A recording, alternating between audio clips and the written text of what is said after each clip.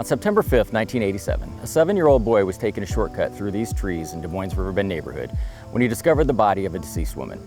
That woman was 22-year-old Jamedia Hines, and an autopsy found that she'd been strangled and beaten to death. As evidence from the scene was examined, investigators found no evidence of a sexual assault, no fingerprints, and with DNA technology in its infancy, no forensic evidence that led them to the killer.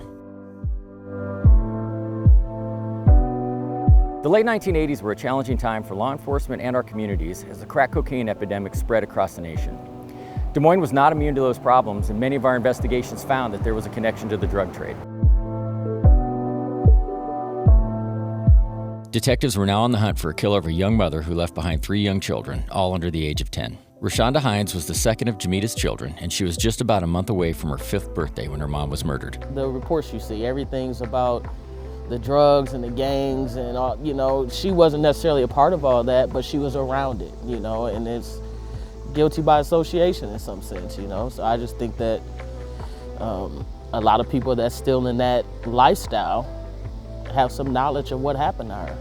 And like I said, a lot of them are still around us. They're still here. And I just need them to say something at this point. Jamedia was described by her friends and family as being very social and having an outgoing personality. Through the investigation, we learned that a lot of her associates and friends did have connections to the drug trade. It made for a challenging investigation, but one by one, the suspects were ruled out.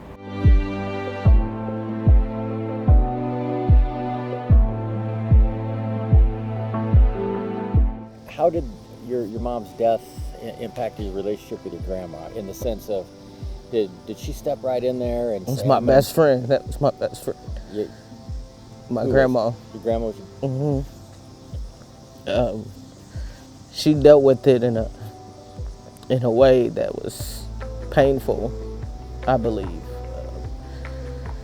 She just hurt till the end, That was something that she just couldn't deal with, and but she never gave up on us, and she never stopped trying. She just, I don't know, I think it just really broke her down,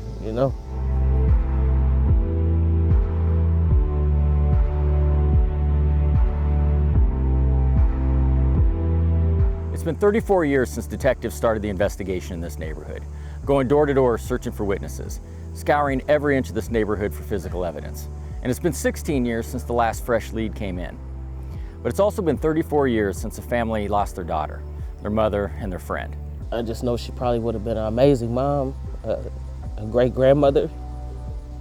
She'd always been a true friend to people. I just think she would have did great if she would have had the opportunity, This investigation is a puzzle that's only missing a couple pieces, and somebody out there has those pieces. What would you say to the people that are out there that have the information that can help us close this case? Say something. Like, what are you waiting for? I would hope they would want someone to speak up if it was their relative, their child, their mother, just anyone you care about. You would want justice to be served. You would want closure to you would want that closure. Like, why would you want to let us continue to live our lives just in pain like that when you know that you can fix that, or at least help us?